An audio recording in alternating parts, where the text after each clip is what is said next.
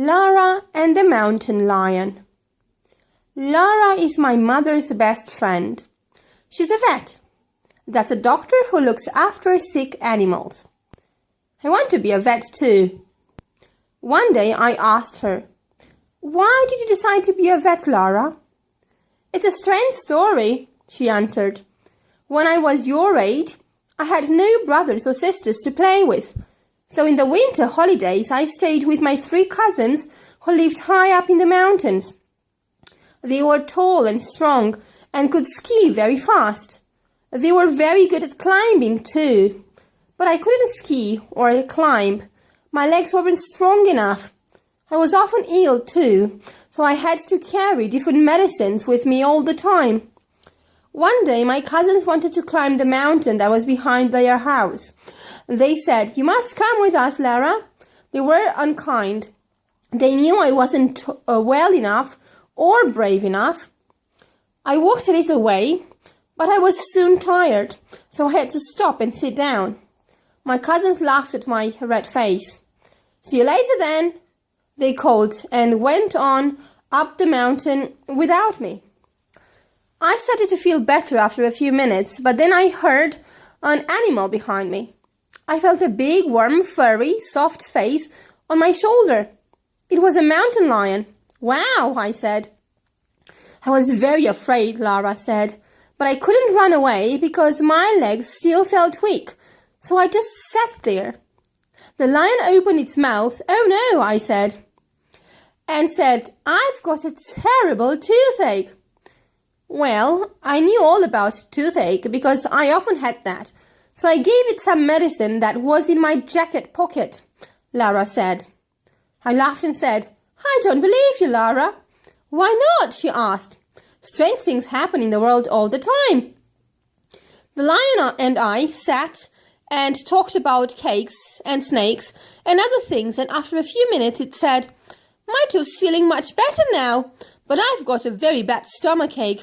I ate too much food after I woke up this morning." I often had stomachache, so I had a bottle of stomachache medicine in my rucksack. I put some on a little plastic spoon and gave it to the lion, and then we sat and talked about parks and sharks and other things. After a few minutes, the lion said, "My stomach's feeling much better now, but I've got a terrible headache. I lay in the sun for hours yesterday." I knew about headaches, so I took a clean handkerchief from my jacket pocket and put it in the snow before I put it on the lion's furry head. "That's very cold, but it feels good," the lion said. Then we sat and talked about tails and whales and other things. But suddenly the lion jumped up and said, "I'm feeling great now. What shall we do next?"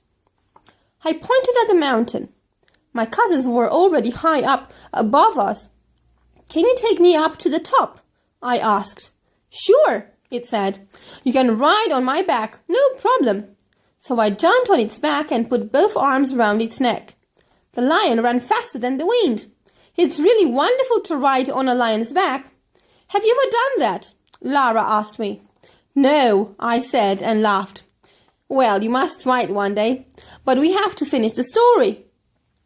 When the mountain lion and I arrived at the top, I got off its back and it disappeared into a dark cave. Soon after that, my cousins arrived. They were very surprised when they saw me. "What happened next?" I asked. "Well," said Lara, "they never laughed at me again. And every year I went back to the place where I met the lion and it came to talk to me again. Sometimes I took it more medicine, and I often rode on its back in the snow. We became great friends, and I knew that I wanted to be a vet one day. So that's the answer to your question." Lara waited for a minute and then laughed. "I'm sorry," she said. "It's just a story." But then she turned around and looked at a photo on her desk. It was of a little girl and a mountain lion. They were sitting on a rock in the snow, and the lion had its big, soft, furry face on her shoulder. Lara turned back and smiled at me. "Now I must work," she said. "Would you like some more orange juice before you go?"